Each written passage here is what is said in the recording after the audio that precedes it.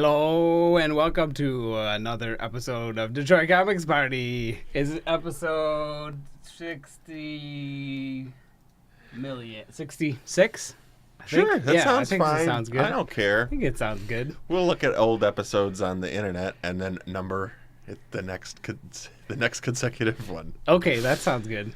So, we have an update of some kind for everyone, right? Sure. Which is that you work on comics and I don't. And what do you got?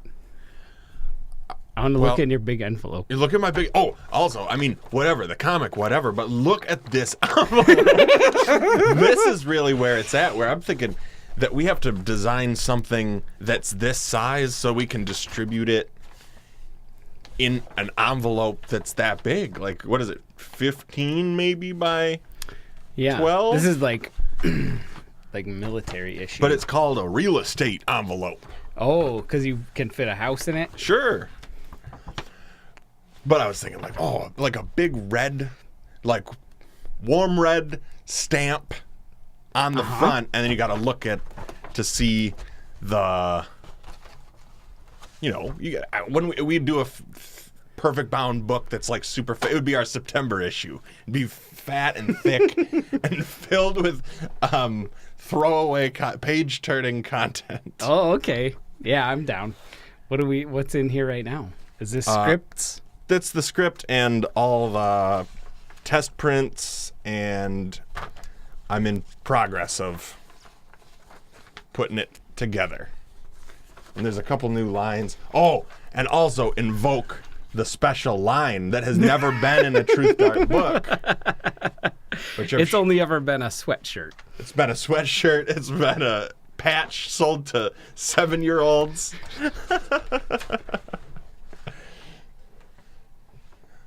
Does it? No. It refuses to show this. I Cry With My Mouth was like supposed to be like the battle cry of the whole Truth Dart series. Phillips, Bradlin. What? I don't know. That's wrong. That's wrong.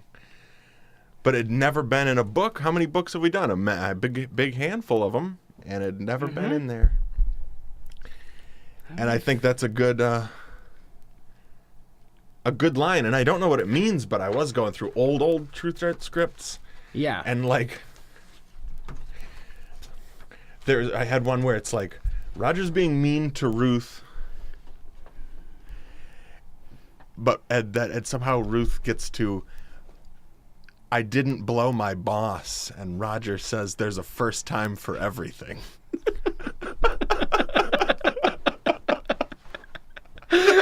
Oh, God. I thought that was perfect. Like, that's I Cry With My Mouth, like, exactly. Yeah. What is in here? Do you want to show any of these yet? Kinda. Is it a secret still? Not really. Can I operate this to show it? But These are your beautiful pages from these are just little New Truth Dart. New Truth Dart books. Is going to be 78 little India ink paintings that I did all in a row. And I keep coming back to this idea that, like, the paintings have to appear in the book in the order that I did them. I think that's right. And the script is going to be written in a way where the script is in order, but then the script will just go on whatever page is next in line to get some text thrown on it. And, a story kind of develops, and what did we say, 78 or something? There's 2 of these that are going to get purged for sure because they're a little on the nose. But it'll be a nice little book, and I'm hoping it'll be, pull out all the stops on, pull out. I love it, man. It's like the immediatism of it, where it was like, it took a day, and it was like I was held. Yeah, these alien ones are too on the nose. They interact with a UFO in this because they're in the woods. Is the story. So the ones where it's like literally a painting of an alien's face is too fucking pogs for my taste. Like, it takes the kind of psychedelia away, where it breaks the fourth wall too much. Yeah. But Don't show all of it. That's the first 30 pages. Okay, that's enough. But That's enough. I want to pull out all the stops where I'm hoping that it'll be, perfect bound, because we've never done a perfect bound thing before. Mm-hmm. And my mom's going to do a drawing that's going to be, when she was in art school, she did all these drawings of, like, ink line art drawings of trees, like simple representations of these simple lines to make incredibly complex arms and branches of trees. Well, that's cool. So she just had knee replacement surgery. So now she's got 2 robot knees, but she's still coming over, recovering from that. Yeah.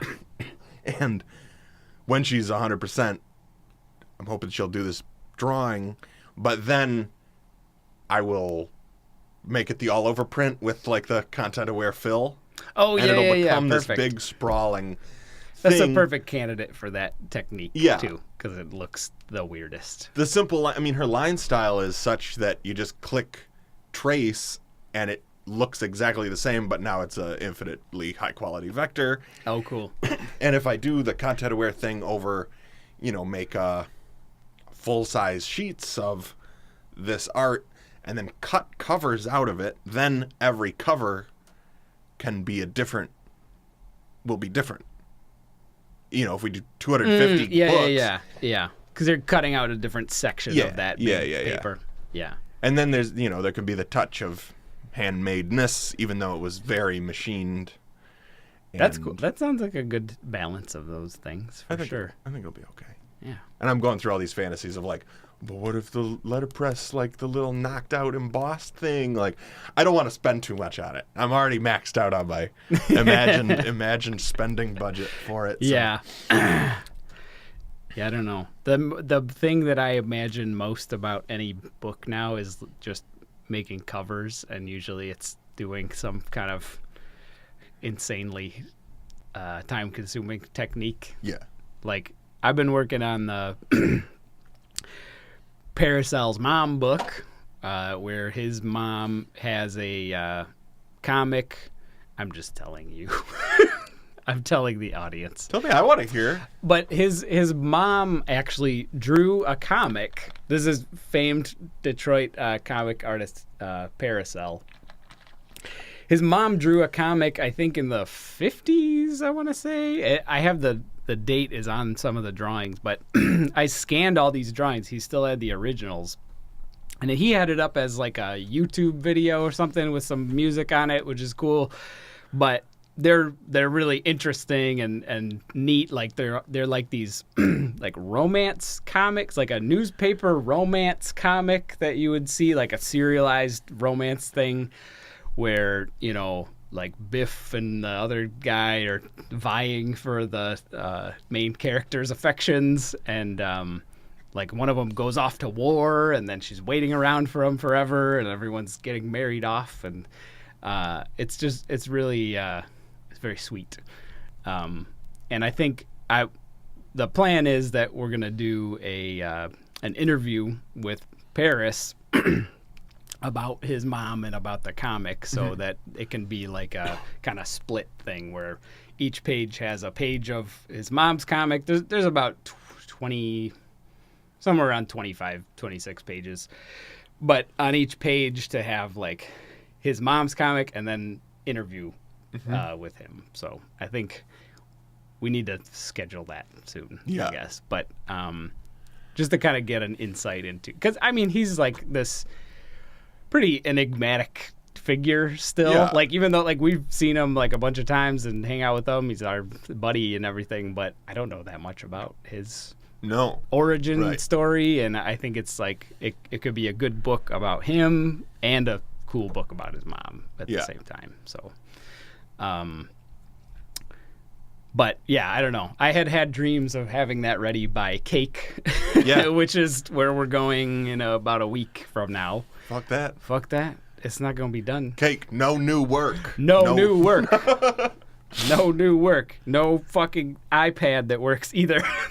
So it goes. You're the star of the show now, sir. Nope, I fixed it. Okay. Back to you. Okay. I don't know what it's doing. There you go. No, fuck it. Okay. Whatever. But I feel like in my truest vision of how I would want to have a Paracel's mom comic, like, I know enough about history of comics in Detroit and Paracel and his important place, at least in our hearts, that I guess we are an audience of two who would get full blast euphoric joy out of a book that's just Paracel's mom's comic.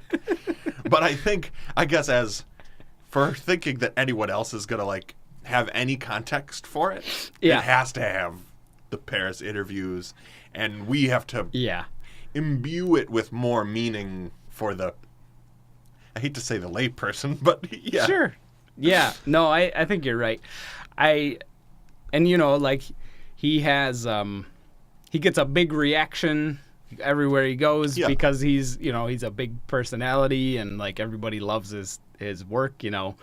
He's got fans everywhere he goes, but I feel like that's still a little surface level, you know. Like, there's a lot more depth there that I feel like it would be fun to kind of say, hey, here's a little more, you know, like a little more Paracel. Because it is a lot surface, and I feel he gets undervalued and underserved. Because, exactly.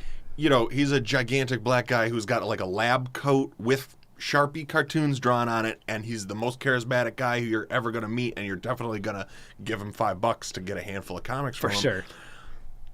And I think when you meet him at a con in those circumstances, like, it then puts kind of almost a barrier from you to interpret those comics as the, like, insanely top tier satire that they are. Yes. Yeah, exactly. And highly, like up to the moment, like, references, like, every time it comes, and it comes out all the time. Like, he's got a new issue all the time. And just like his, I don't know. There's so many good little references in there. Mm-hmm. The wordplay is so good. Right. It's so fun. It's funny. It's not, like, just hit you over the head bullshit, you know, like, it's really good stuff. But yeah, I think, like, I can even, just what you're saying there about, like, meeting people at cons and then kind of just having them as this character that you think of, like, I think I do that with a lot of people too. And I think, like, we've been those characters too, where it's like, I don't know. It's cool. Like, I've always had a lot more fun once we get to know the person a little bit more. And I feel like some people, like, their big giant personality overshadows everything else about them. Even though there's a lot more there to be had, it's like all everybody sees is just this, like, you know, big character. And then as a cynical asshole, I mean, I do feel like sometimes it's like, no, just keep being the big personality, because that's really what I'm enjoying here. And once you start showing me your, like piece of trash, shitty derivative comic, like, it's total snooze fest of, like, no original concepts, like, I'm done. I would rather be blind ostrich syndrome, just like, this guy's fun. Yeah. You know? Yeah. I guess I won't name any names who I'm talking about. Let's probably not. Well, they'll scroll along the bottom later on. Yeah. So, sure. No new Cake 2019, no new work. No new work. But with the Paris comic, we were talking about, like, covers and stuff. So, you know, you and I built a press using, like, a fucking car jack and a bunch of, like, steel rods. The car jack letterpress. So that is ready to go whenever we get to that point. But the covers of that book are going to have, like, cool, like, embossed, like, all over embossed, like, textured cover on all of them, which is going to take a long time. I think it's worth it, though. Yeah. I mean, it's like a pretty... it's almost like I want to make a Paris book for people who don't know anything about him, even. Yeah. So I feel like it would be a benefit to people who do know him a little bit, and then it would also be cool for people who don't know at all, and they would get a little bit of, like, history lesson and also like, a little bit of his personality in there, you know, too. I think the average person could get get something out of like, here's a little like two very distinct eras of Detroit comics culture represented in one book. Yeah. Even if you don't love outsider art, you know, those eras will be represented clearly in the book, and I feel like that's a good selling point. It's a good appreciation point. That's a good enjoyment point. Fuck selling it these days. Yeah, I think so. Done. Done with it being a business. I don't know. So the other, we were gonna talk about keyboards too a little bit. Do it. Because that's all I've been doing. Got accidentally big time into wait, how do you, this will be fun. That cable's short. That camera's got dirty lens. Dirty, short. So this was like, one of the things I wanted to do was to make, boy, the color's really fucked up on that. To make basically like a macro pad for video editing. So after many researchings, I found there's a circuit board that you can buy that is out of focus forever. But it's basically like designed to be able to make a standard size like number pad or like just a macro pad, so it can do like shortcuts for you and stuff. But this one, actually, I bought all the switches for it and soldered them all on there, and it actually fucking works. But with the firmware that you can load onto it, you can design it to do pretty much anything. Like you can do shortcut, like you can do key combinations. You could have like longer macros that it puts out there and stuff. And I think if you're smarter than me, you can add stuff like rotary encoders on there too. So you could add like a little knob and stuff.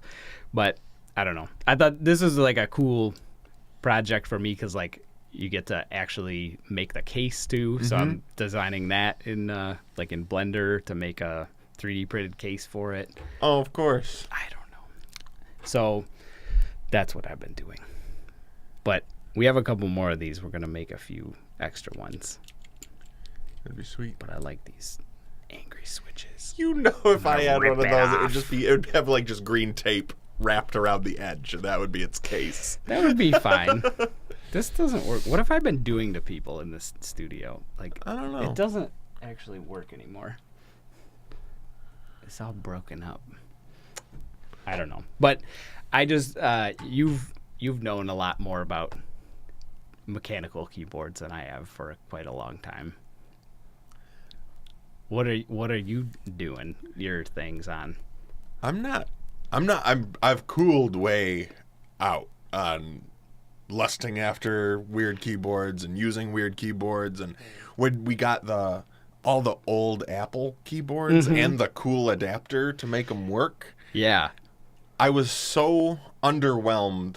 It's one of these, I feel like sometimes I bring something to you and I think, this is going to change our lives. This is going to be our next funnest fucking thing that we ever do as two friends, is we like love these old clickety Apple keyboards and have this cool weird adapter that a guy makes in his house and sends over the internet when you click his link in a YouTube video.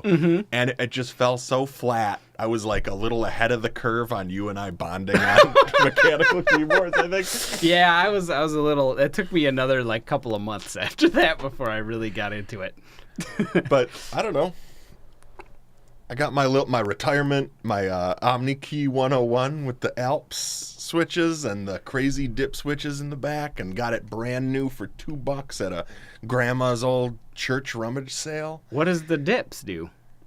I think you could set it into different modes and have different key layouts, and I just use it normal because I don't want to do any. I don't want to have any. There's one setting for normal. I don't want to. Yeah, I have one dip switch up, which is probably normous and American keyboard layout. One of them's, flip the, what is it? The Z is in a different place on Euro keyboards. Oh, like ISO layout? Maybe, is that what that is or something? I don't know. There's so many different ones. I don't know. But I got that at the end. I got that brand new 0 miles on it in the box for $2. And then, but I got it right before I quit drinking and quit smoking inside. Mm-hmm. So it is annihilated from the maybe half a year that I used That it it was as my indoors main with axe. you? It was indoors with me. Yeah, it has just gelatin splashes and like black, dirty hand basement dweller key Nice. prints on it, and you just flip it upside down and just cigarette ash just falls out of it. But I don't use it a lot because I feel like one day I'm gonna nice it up. It's gonna be my retirement keyboard, and right now I just got the KUL, whatever, I don't know, fly by night company. That's good. It works for me. 10 keyless because I got the fucking this mouse with the big orb. The orb The mouse. orb mouse. That's trackable ball. Tracking ball. What's your main This axe work? right now? This doesn't fucking work. What's your Oh, there you main keyboard on your main computer now that you love the most? That one is actually, it's one you can just get on Amazon. It's a Vortex Cipher, it's called. And they make it with whatever switches you want in it. I think I've got blues in it right now because that's the clickinest one that, I don't know. I think everybody hates that one. Like, that's not a very popular one because it's loud and fucking annoying.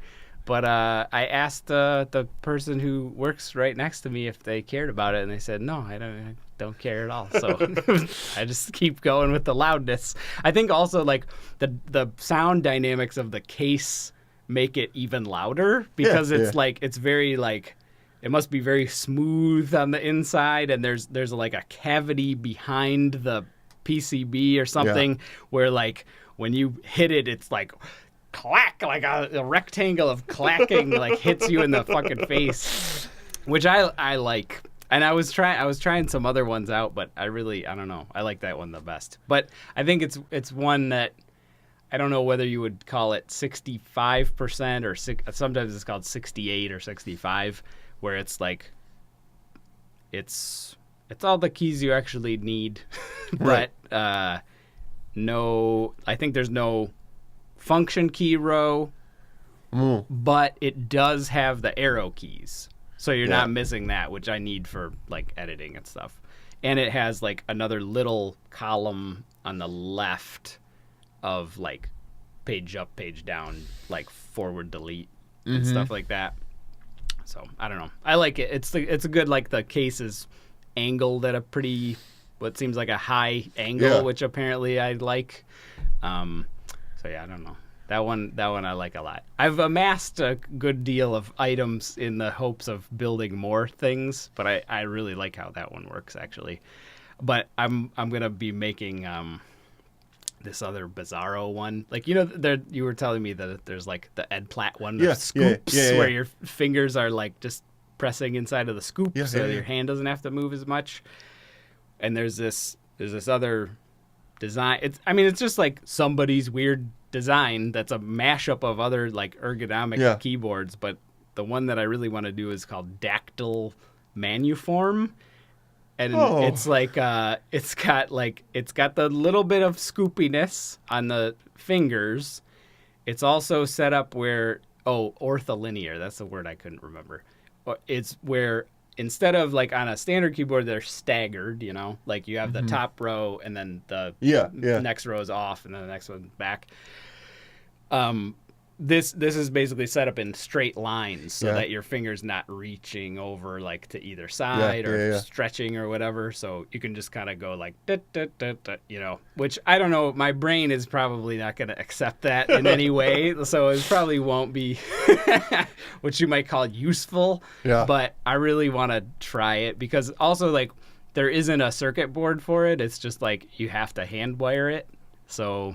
but the case of it, like all the firmware, the case, the plans, the how to put it together and stuff is all just free open source stuff. Ooh. So I'm gonna 3D print the body of both of the halves, and then stick the little switches in there, and then wire them up. So I don't know. I'm gonna try it out. I like that one though because it lets your thumb do more things. So like on a normal keyboard, you're like I guess the argument is like your thumb, which can do lots of things, actually has like the widest range of motion on your hand. is only hitting a fucking space bar, Right, which is right. kind of dumb. Yeah. So like on this one, on both sides, you have two kind of longer keys that kind of represent that. Like, so you could have space bar and enter or whatever you're used to, or both space bar, whatever. And then like 2 or 3 or 4 more keys that you could use as like modifier keys. Oh, so like your cool. alts and controls and stuff Yeah. just right below that. So I don't know.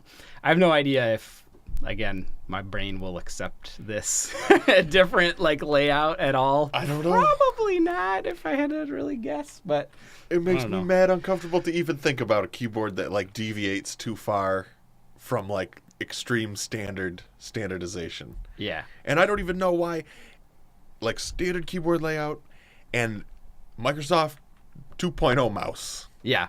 You know, even though I am on the trackball at home, like if it's not those, it makes me like get really anxious, and like the blue switches make me feel that way too, like too much in one direction. And Yeah. and it just like I don't know.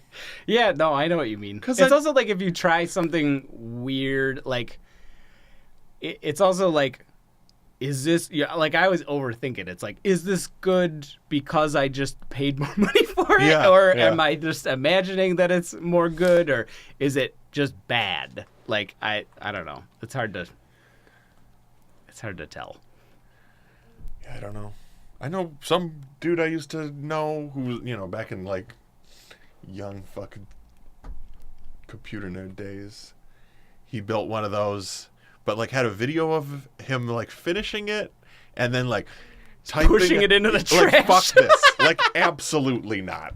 This is absolutely never gonna take. Yeah. I can fully imagine that happening. Yeah, I can.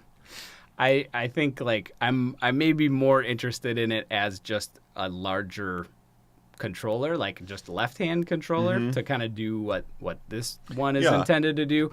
But again, there's that thing of I already know all the shortcuts. Like I already know where they are. I Yeah. can do them pretty fast on the regular keyboard. So in designing like something like even like this, it's like you're trying to make it faster without totally flipping the direction of where you're reaching for these shortcuts, so that like to transfer back and forth, like to run, like to still be able to not lose that Right. ability at all to do it on a regular keyboard and then be able to go back and forth. There's just like there's a lot of different layers to designing the layout of Yeah. it than I thought there were. And you and I have spent 100 years getting really good and really fast at our main X softwares to know all those shortcuts and to have, you know, deformed our bones in a way to be able to reach happily to our favorite shortcuts and operate our standard tools. That, I mean, it's probably good. Do you get this pain or do you get this pain? Because I've never, but for a couple times, had the RSI. I get pain. in the middle, but I'm honestly like, as what I'm doing right now, I'm not typing that much. Right. You know, I'm not. There have been other times when I had to do lots more typing, and now it's pretty minimal actually. So, yeah, I don't know. We ran out of time already. Okay. So thanks for watching this show. Okay. I'm Kevin. And I'm Mike. And that's Mike. And goodbye. Goodbye. Stop, start, sail, boat. Stop, start, sail,